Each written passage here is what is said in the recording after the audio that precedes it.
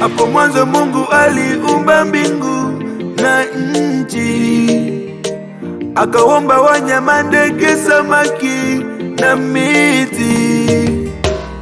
Mbinguni akaweka mwezi, jua na nyota, kutofautisha majira, na ikutosha.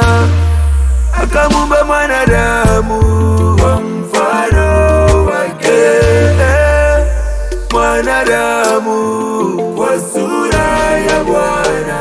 Je, ndiyo hawa binadamu aliyekusudia Bwana? Hivi ni hawa binadamu aliyewaumba Bwana?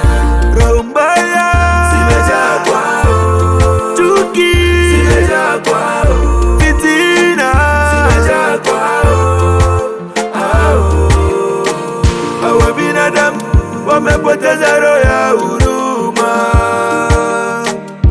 kumwaga damu kwao sio jambo kubwa, na wivu umejaa kwao.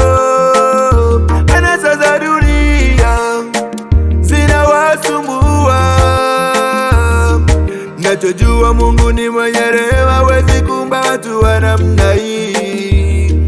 Hawa Goliathi wenye moyo wa chuma, kwani walitoka wapi? Na lengo la uumbaji lilikuwa jema.